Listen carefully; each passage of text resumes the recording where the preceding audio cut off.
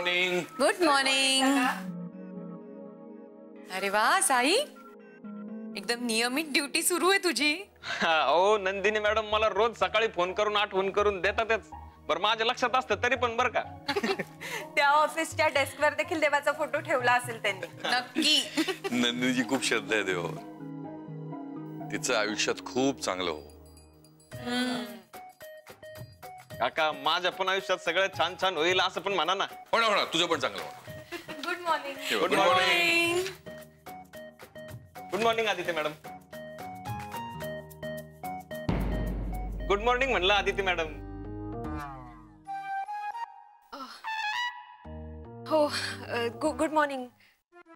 I am so sorry, मी जरा घाईत आले ना त्यामुळे मी. Good morning. Good morning. अगं कसली काही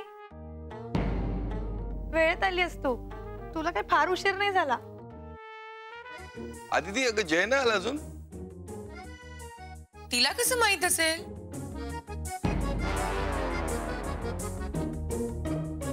तुम्ही नवऱ्यांना विचारा, त्यांना माहिती असेल. नाहीतर रजनीला, तिला फोन करून कळवतो ना तो. रजनीला? अगं आपल्याला नाही का सांगत होती ती. अगं पण रजनी आलीये कुठे अजून?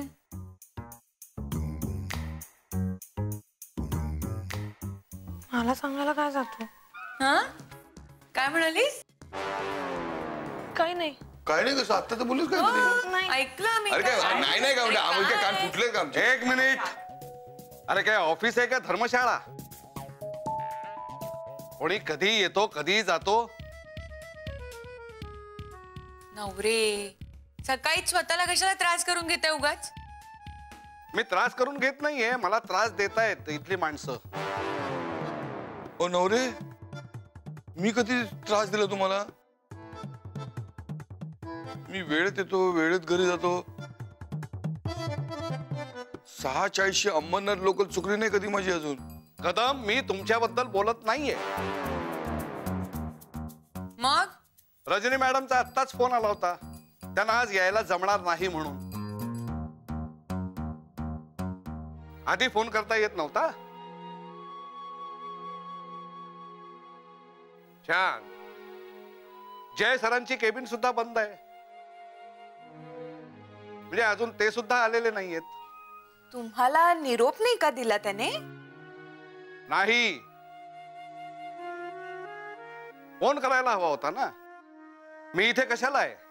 काय माहित कशाला आहेत. हा? नाही म्हणजे कशाला कळवलं नसन तो पण विचार करायला पाहिजे ना. जवळच आला संजय, त्याच्यामुळे नसन कळवलं नाही का. अरे वा, तुम्ही सुद्धा शिकलात की. प्रगती करा, पण अशा गोष्टीत नाही, कामामध्ये करा. आणि जय सरांचा काही निरोप आला तर तो माझ्याकडे द्या. मी देईन. म्हणजे जयने काही निरोप दिला तर मी तुम्हाला सांगेन. हा बघा आला Jay. Good morning. Good morning. Good morning. Morning. Jay sir. Sorry Navare काका, मला यायला उशीर झाला. नाही नाही, तुम्ही कशाला सॉरी म्हणताय? तुम्हाला तर आता स्वतंत्र केबिन मिळालंय. एडीएमचं प्रोजेक्ट तुम्ही पूर्ण केलंय. तुम्ही कधीही येऊ शकता, नाही का? नवरे काका सॉरी. निरोप दिला नाहीत कोणाकडे? जय, तू रजनीकडे का निरोप दिला? मला का नाही सांगितलं? उगाच निरोप न मिळाल्यामुळे तुला प्रॉब्लेम नको व्हायला. मला सांगत जा. सांगशील ना? हे जुई, काय चाललंय तुझं? मी काही कोणाकडे निरोप दिला नाही, रजनीकडेही नाही. आणि नवरे काका, मला जो काही थोडा उशीर झालाय त्यासाठी तुम्हाला हाफ डे लावावा असं वाटत असेल तर तुम्ही लावा.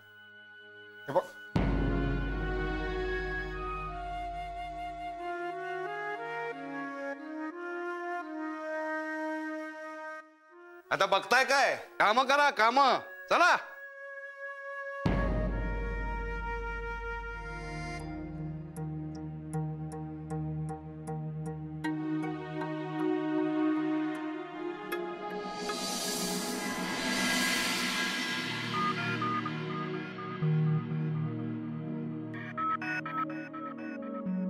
जुई काय झालं? अगं मी तुला विचारतोय काय झालं? मला कोणाशी बोलायचं नाही. अरे बापरे, मग मी काय आता भिंतीन बरोबर बोलू काय? हा काय झालं?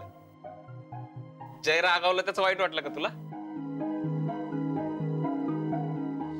अगं काहीतरी टेन्शन असेल त्याला, आपण एवढं मनावर नाही घ्यायचं. चल आपण मस्त कॉफी पिऊ, म्हणजे तुझा मूड चांगला होईल. घेणार ना कॉफी? काय चाललंय तुझं साई? तू कशाला आलायस इथे? मला एकटीला राहू दे. आणि मला काही नकोय कॉफी बिफी, मला कोणीच नकोय माझ्या जवळ. आणि ऐक, सारखं सारखं माझ्या मागे मागे करू नकोस, मला बिलकुल नाही आवडत. हे काय, तुला वाईट वाटलं म्हणून मी विचारायला आलोय. मला काही काम नाही का तुझ्या माग माग करायला? आणि दुसऱ्या कोणाचा राग माझ्यावर नको काढू.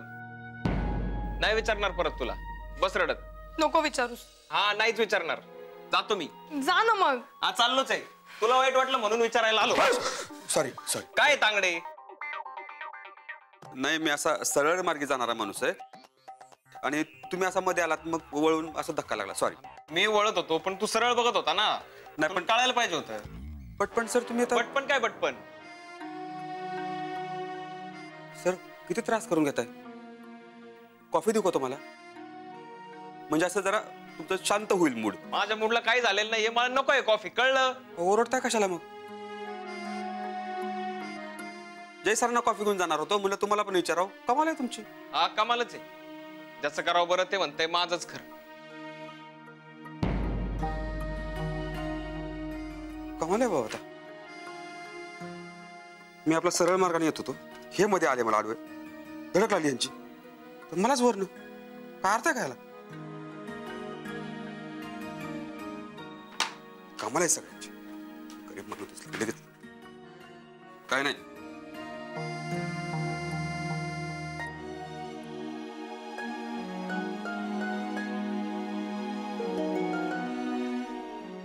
जुई, काय झालं? आदिती, तू बघितलंस ना जय माझ्यावर कसा चिडला. अगं जुई, अगं माणसाची चिडचिड होते कधीतरी, पण हे बघ, जयरामच्या मनात काहीच नसेल. त्यांचा सगळा राग तुझ्यावर निघाला एवढंच.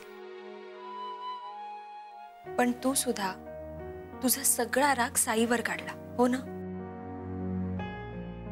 त्याचा मूड खराब झाला बघ. जुई, हे बघ, आत्ता शांत हो. मनातून सगळं काढून टाक. आदिती, पण प्लीज शांत हो.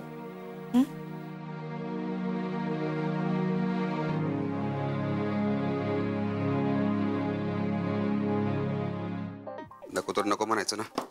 माझ्यावर कशाला वाटतं त्याचं. अरे सावकाश. सॉरी जय सर, पण डोकं माझं असं भंजाळून गेले. जो येईल तो मलाच ओरडतो. मी फक्त विचारलं कॉफी देऊ का, तर माझ्यावरच खेक असले. कोणाबद्दल बोलतोयस तू? साईप्रसाद सरांबद्दल. साईप्रसाद तुझ्यावर वैतागला? बघा ना, म्हणजे काहीतरी कारण असेल, पण राग माझ्यावर काढला ना. आता मी काय केलं जय सर, तुम्ही सांगा. मी फक्त त्यांना म्हणालो की कॉफी देऊ का, प्रमाणे विचारलं होतं.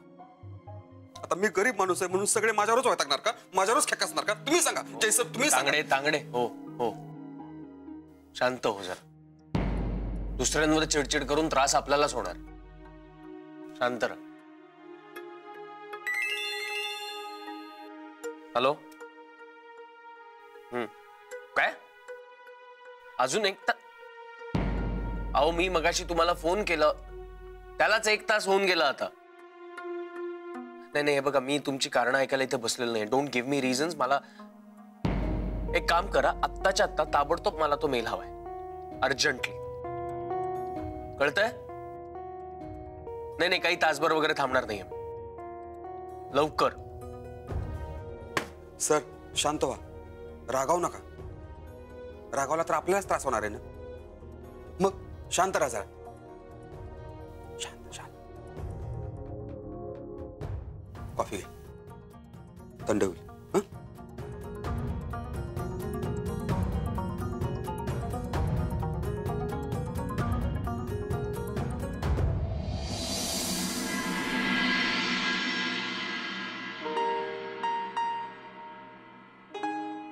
जय, काय झालं? शांत राहतोय. डोकं थंड ठेवून शांतपणे विचार केला पाहिजे, नाहीतर त्रास आपल्यालाच होतो. चांगलं आहे हे तुला कळलं. मला हे कळलं त्याचं कारण आहे तांगडे. मी त्याला समजवायला गेलो आणि नंतर लोका सांगे ब्रह्मज्ञान, स्वतः कोरडे पाषाण. काहीतरीच काय जय. बरं, तू का चिडला होता त्याचं कारण कळलं का तुला? हा, साई प्रसाद त्याच्यावर वैतागला, चिडला म्हणून हा चिडला. आणि जुई साई प्रसादवर चिडली म्हणून तो चिडला. जुई ती का चिडली साई प्रसादवर? मिस्टर जयराम, सकाळी तुम्ही आल्या आल्या तिच्यावर चिडलात ना. हा, ते आधी ती सकाळी माझ्याच डोक्यात काय चाललंय मला कळत नव्हतं. एकतर दादानी ती बातमी दिली, त्यामुळे काकांना कसं सांगायचं याचा विचार करत होतो. बरं, अण्णांना नेमका काय त्रास होतोय हेही डोक्यात चालू होतं. सगळ्या मनस्तापात मग मला कंट्रोल नाही झाला आणि मग मी बोलून बसलो. आणि त्यात तो बाईकवाला. हा, या सगळ्याचा परिणाम होता तुझं जुईवर चिडणं. जय, रागवल्याने कुठल्याही गोष्टीचं सोल्युशन नाही मिळत. आणि आपला मूड हा आपल्याच हातात असतो. त्यामुळे आपला मूड हा आपण सांभाळायला हवा. आणि आपल्या मूडचा रिमोट दुसऱ्या कोणाच्या तरी हाती देता कामा नये ना. पण त्यांनी प्रॉब्लेम सॉल्व्ह होत नाही. पण जय, रागवून चिडूनही प्रॉब्लेम सॉल्व्ह होत नाही ना. डोकं शांत ठेवलं ना तरच मार्ग सापडतो. आणि मी काकूंची फोनवर बोलले. काकूंची बोललीस? हो. म्हणजे तू त्यांना सांगितलंस अण्णा आणि वहिनी आपल्याकडे? हो जय. पण मग आता काकू काकांना सांगणार आणि काका त्यांच्यावर चिडणार. नाही, असं काही होणार. काकू म्हणाल्या की काका कदाचित नकार देतील, पण मग अण्णा येणार आहेत ना, त्यामुळे त्याचा आनंद जास्त असेल. आणि अण्णा येणार आहेत म्हटल्यावर काका कुठल्याही गोष्टीला परवानगी देतील. हा, करेक्ट आहे तुझं. मला का नाही सुचलं? कारण तुम्ही थंड डोक्याने विचार केलाच नाही ना. म्हणून जे प्रॉब्लेम्स हे सॉल्व्ह होण्यासाठीच असतात. फक्त थोडा वेळ शांत बसून त्यांना वेळ द्यावा लागतो, एवढंच. करेक्ट आहे तुझं. पण फक्त करेक्ट आहे असं बोलू नकोस. छान मस्त स्माइल दे मला आणि दिवसभराचा सगळा राग विसरून जा बघ.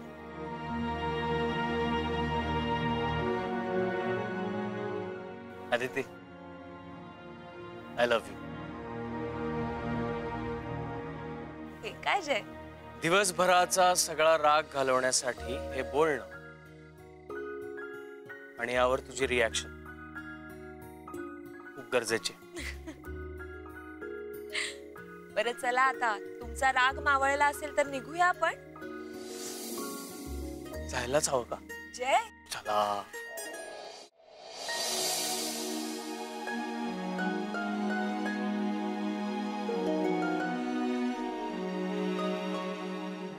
जय, थांबलास का? मला टेन्शन आलंय. काकूंनी काकांना सांगितलं असेल का? तू नक्की बोललीस का काकूंशी? हो जय, मी बोलले. हे बघ, तुला आता हिम्मत करून आज काकांशी बोलावंच लागणार आहे. आणि तू काहीही चुकीचं करत नाहीयेस. डोंट वरी. बरं चल आता लवकर, काका वाट बघत असतील आणि जर ते रागवले तर मूड खराब झाला म्हणून आपल्याला बोलता येणार नाही.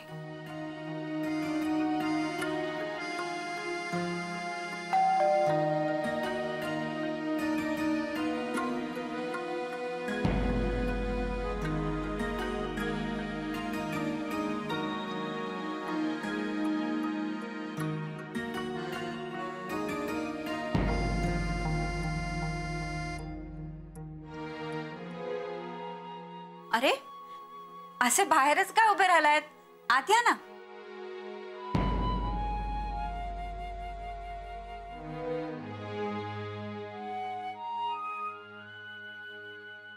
जा तुम्ही फ्रेश होऊन या.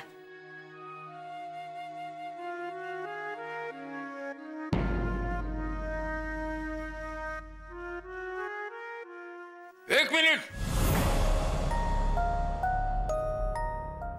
हो त्यांना आधी फ्रेश होऊन येऊ देत ना, मग तुम्ही. तू मध्ये मध्ये बोल नको. मी त्या भाडेकरूशी बोलतोय.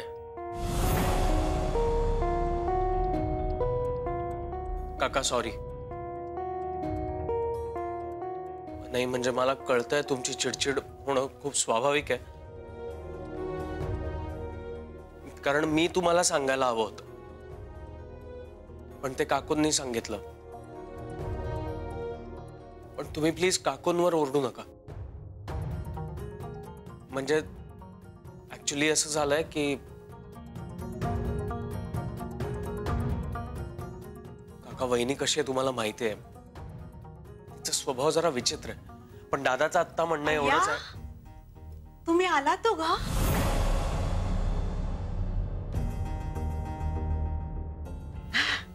बरं झालं बरं झालं. तुम्ही माझी चौकशी करत होतात ना, वाटलंच मला. अरे आत्ताच आलो आम्ही थोड्या वेळापूर्वी. अण्णा आहेत त्यांच्या खोलीत. केतकर काकांनी किती छान काळजी घेतली त्यांची. तोपर्यंत मी आणि चिनू तुमच्या खोलीत बसलो होतो. ए मी चिनूला सांगते हा, तुम्ही दोघे आलायत ते. किती वेळ विचारत होता काका काकू कधी येणार. थांबा चिनू, अरे लवकर ये लवकर ये. ते बघ कोण आलंय. काका.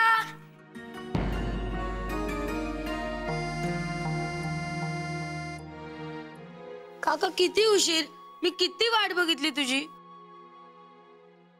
अरे आम्हाला कल्पना नव्हती ना तुम्ही एवढ्या लगेच येणार आहात.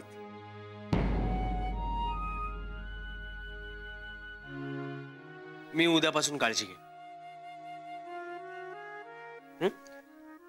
लवकर यायचा प्रयत्न करेन. काका आता आपण एकत्र राहायचं ना. आजोबा पण आलेत. थांबा मी आजोबांना घेऊन येतो. चिनू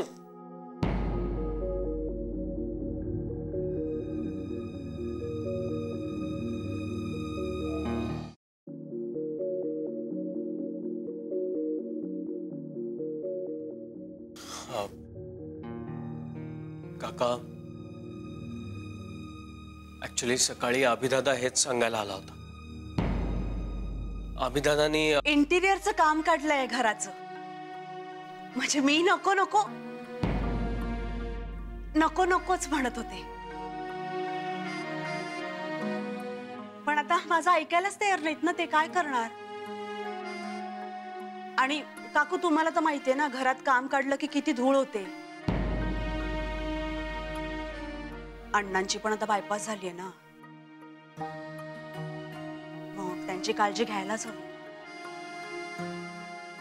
शिवाय आमचा चिनू आहे ना, त्याला ना केअर काढला की ह्या शिंका सुरू होतात. मग म्हटलं कशाला ना उगाच दोघांना इतका त्रास द्या.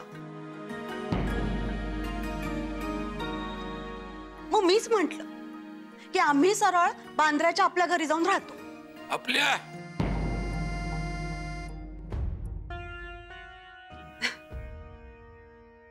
आता तुमचं घर ते आमचंच घर ना. म्हणजे तुम्ही काय परके आहात का? आता आपलीच माणसं आहात ना.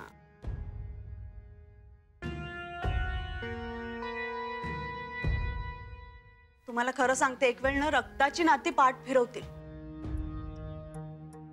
पण तुमच्यासारखी माणसं आहेत ना, म्हणून जगात माणुसकी शिल्लक आहे. हो की नाही रिजय? काका आजोबा आले. अण्णा अण्णा कसे आहात तुम्ही? मी बरा आहे. काय सांगू आदिती तुला? अगं मी म्हणाले ना यांना की आपण बांद्राला जातोय, तर इतके खुश झाले जणू पुन्हा चाळीतच राहायला चालले. खरंच खूप जीव आहे केतकर काकांवर यांचा.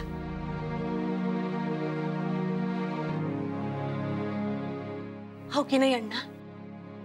जय अचानक निघावं लागलं,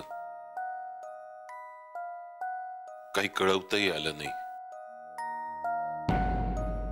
अभि म्हणाला तो तुझ्याशी बोललाय म्हणून. तो बोललाय का काही तुझ्याशी? हो अण्णा. हो जय आदिती, तुम्ही दमून आलायत, जा तुम्ही आवरून या. अय्या, पण आता तुम्ही तुमच्या रूम मध्ये जाणार ना? मग मी कुठल्या रूम मध्ये राहू?